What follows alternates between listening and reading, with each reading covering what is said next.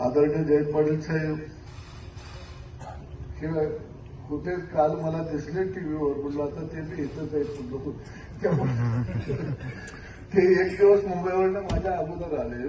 मी आपला एक दिवस लेट आलो. म्हटलं आपण आपलं कासव गतीनं जाऊ, हळूहळू शरद जिंकू, काही गडबड करायची गरज नाही.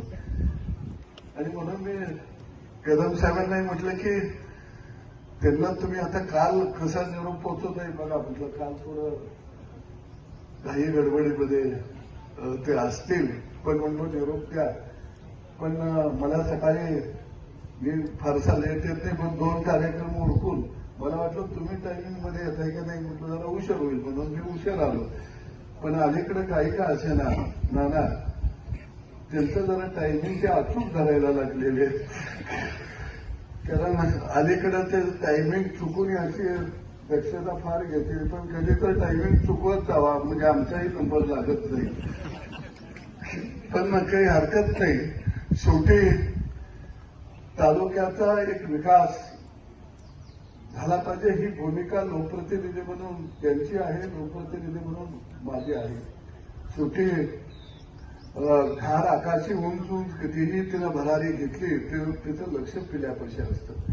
आणि म्हणून सभागृहामध्ये सुद्धा आणि बाहेरही खऱ्या अर्थानं आम्ही राजकीय क्षेत्रामध्ये आमचे प्रभाव वेगळे असतील, काही विचारामध्ये मतभिन्नता असू शकते, परंतु सामाजिक दृष्टिकोन हा निश्चितपणानं आम्ही जपण्याचं काम या तालुक्यामध्ये राजकारणामध्ये सगळ्याच मंडळींनी आम्ही केलेलं. आणि तालुक्यासाठी एखादी गोष्ट येत असेल तर कदम आम्ही खरोखर समन्वय राखून या ठिकाणी काम करण्याचा प्रयत्न केला. काही काळ मला मंत्री म्हणून काम करण्याची संधी मिळाली, त्यांना अनेक वर्ष मंत्री म्हणून काम करण्याची संधी मिळाली.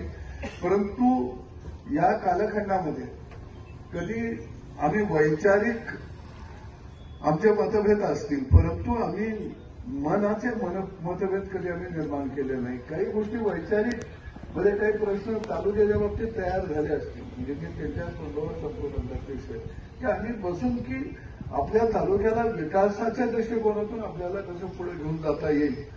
निश्चितपणानं हा दृष्टिकोन डोळ्यासमोर ठेवून या तालुक्यामध्ये विकासाचा प्रभाव वाढता राहिला पाहिजे ही भूमिका निश्चितपणानं आम्हा दोघांची राहिली आहे. एक गोष्ट आहे की मी अनेक वेळा त्याला म्हटलं की राजकारणामध्ये टीका किती होत असतात, त्याला तो एक अखंड चाललेला तो एक मार्ग आहे.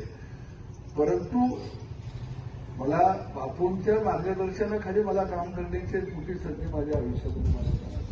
अनेक वेळा आरोप प्रत्यारोप होत असतात, परंतु आपण घडलो कुठून, आपण सामान्य मातीतून वर आणण्याचं काम खऱ्या अर्थानं या तालुक्यामध्ये अनेक कार्यकर्त्यांना केलं, त्यातला मी एक कार्यकर्ते. आणि म्हणून निश्चित तो एक विचार, सामाजिक विचार, तळागाळातल्या माणसाला पुढे घेऊन जाण्याचा जो विचार तो बापूंचा होता, त्याचा संयमीपणा.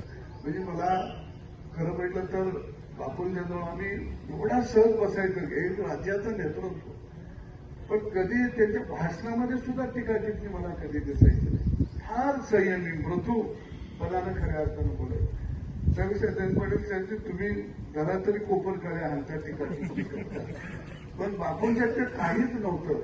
कारण बापूंना त्यांच्याकडे पाहिल्यानंतर असं वाटायचं की ते आपलं व्यक्तिमत्व आहे, आपल्या घरातलं कुटुंबातलं एक व्यक्तिमत्व आहे. अशा पद्धतीचं काम जवळनं पाहण्याचं, त्यांच्या हाताखाली काम करण्याचं, कमी वयानं